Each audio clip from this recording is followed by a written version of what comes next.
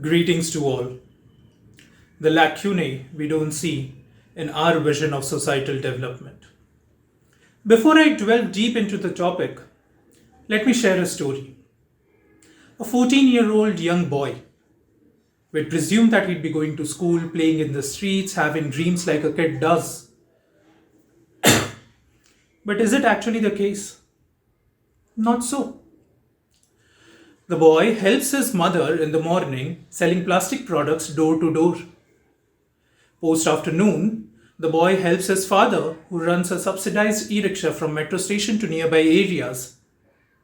He helps him to fetch passengers, he helps him to collect the fare, he helps him to keep the rickshaw clean. And after the entire day's toil, when he returns home, post the shutters of metro station are down at 12. He then takes out his books and sits to study.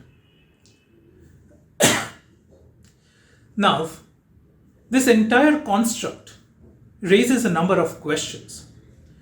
It raises questions like,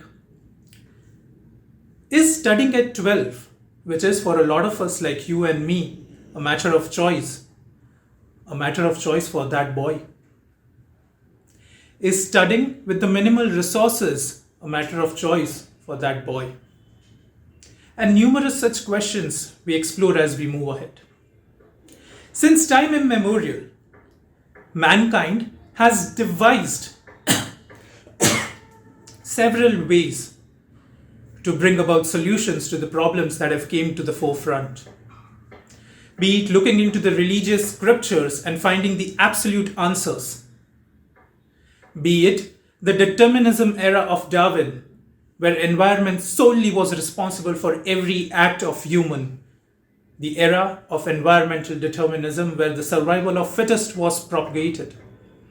Or the postmodern era that we currently live in, where each and every problem has several different aspects in terms of its causes, its consequences, and its solutions. Over the year, the way our ability to question things has developed, so has our ability to find solutions. But every time we have missed on some points that has somewhere maybe resulted in the problems still being the very same nature they were 50 years ago, or the problem still being under the same umbrella subhead that we were heading in 1945. Why is this so? When I talk of the lacunae in our vision of development, I talk about vision because each one of us has one vision of our own, which we feel the society would develop and be prosperous in its entirety. However small that vision may be, that vision to us is the solution to every single problem out there. But do we really realize that where this vision of ours is flawed?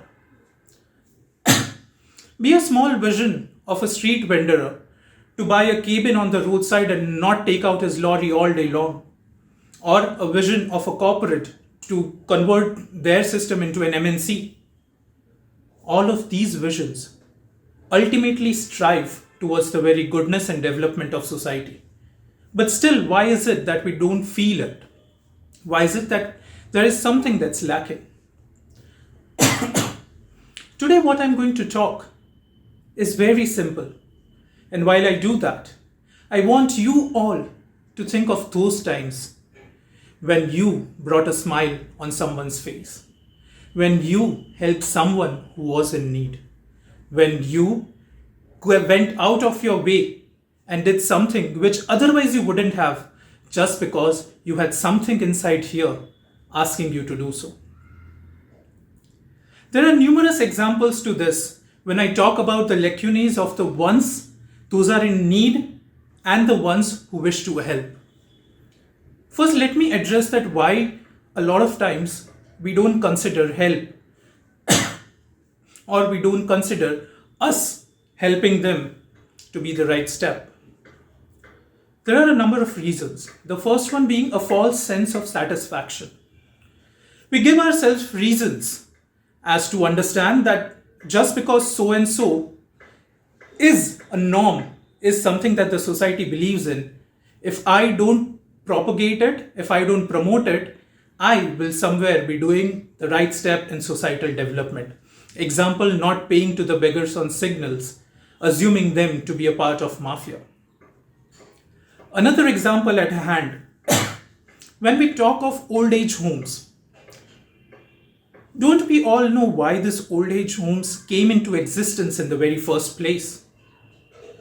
Were these old age homes in place only because there was lack of money for the old, there was lack of civil facilities for the old, there was lack of food, there was lack of clothes and other amenities for them to live a better life? Not solely. One of the main reasons was the loss of touch they had with their children. They didn't feel that they connected with them the way they used to. They didn't feel that they were an inseparable part of their lives. And thus, old age homes came. Post 10 years that I see, we all realize that the old age homes today are in a much better shape than they were a decade ago. But why is it that people inside this old age home are still not happy? Why is it that the people inside this old age home still feel there is a lack of something, even when we as a society have ensured that we will provide them with every possible amenities out there? Because everyone gives them food, shelter, clothing. What they want is someone to sit with a comb and comb their hair. What they want is someone to be there with them, watch an old 80s, 90s movie, share two talks. We all feel that our acts of generosity are the best that we can give to the society and which is needed for the development of society. When I talk of our outlook, for a lot of us, the very basic primary needs of roti, kapda and makan sum the entire need for an underprivileged section to come above the line and lead a life that is full of dignity, lead a life that is full of respect, lead a life that is full of growth, development and peace. But that's not the case. Why is it that when cylinders were given under a particular scheme by the government, we failed to recognize the very capability of people to buy gas stoves to actually utilize them? Why is it when homes are given in Awas Yojana, the people who are homeless still prefer to live in jukis and jhopdis and give their home to rent? Why is it that these people to whom we distribute blankets in winter trade them off? Because the requirement here to our eyes is different to what their needs are, the lacunae that I'm talking about. This entire gap is a gap that we need to understand. Let me go back to the first example that I had given you, the story that I had told. Studying at 12 for that child wasn't a choice. It was his only option. Did we as a society prioritize their time against ours? Why is it that we often come out and give to them only when we are either in ample of it, or when we feel that we are free to do so, or we do it in our leisure time? Why is it that their needs aren't asked for? Why is it that they aren't prioritized in terms of their own time? This child wanted someone to hold his hand. Maybe not because he couldn't afford a tuition, but because there was no one available at 12 to give him one. This child might not be able to study in the regular hours that we talk about, but he requires the studying at a very different hour because his entire construct of life, where he has to work to make the two ends meet, dwells on him prioritizing helping his parents first. So why is it that we first don't prioritize that time? Why is it that we don't ask for what they actually need? Why is it that we don't realize that our generosity, our magnanimity might be turning a blind eye to the real needs of these people. Now, you might say that this all seems to be very individualistic. There is one child who wants to study at 12, the another might want to study at 3, and the other one might want to study at 6 in the morning. How are we actually going to cater all of this? Because for a government ruling over people 130 crore in size, it's not feasible for them to make laws which are in unison with each and every individual. The very top-down bird's view that the policies have taken create these lacunae at the ground level. And that's where my entire idea sprouts up. That is, taking a bottoms-up approach, identifying the gaps and solving the gaps by no one else, by no policies, by no measures, but by the very basic unit that makes the nation, the very basic unit that makes the state, the very basic unit that makes this government, the very basic unit that is the form of life on this planet, we, the individuals.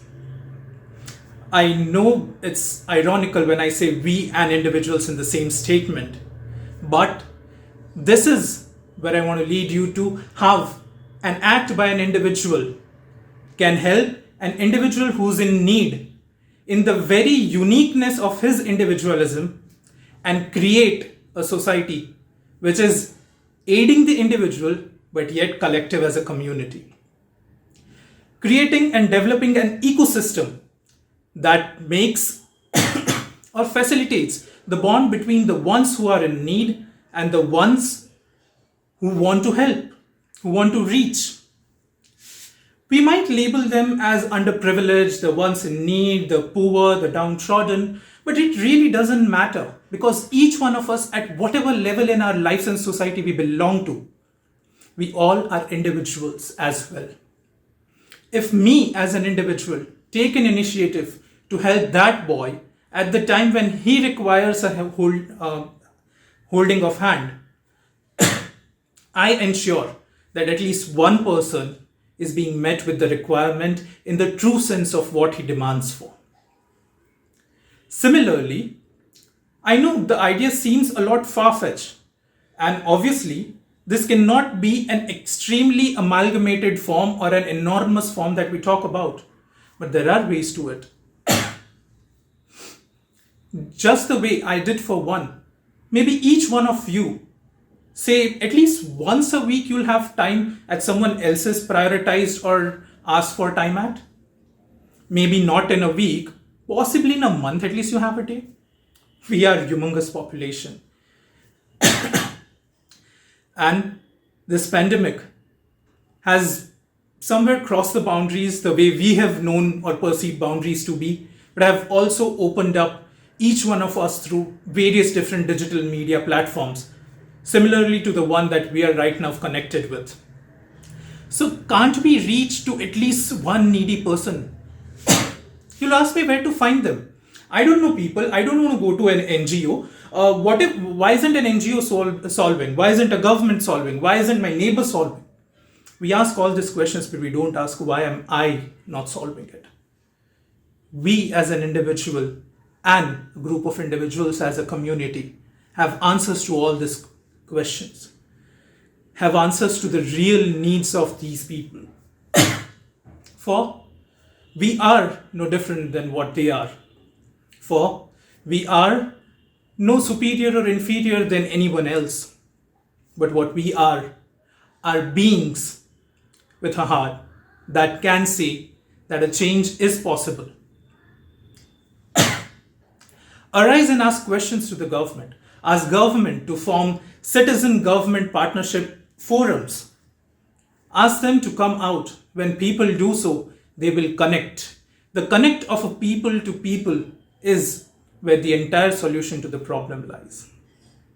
With this thought, I say adios to all of you. And at the very same time, do make sure that you connect to people around you.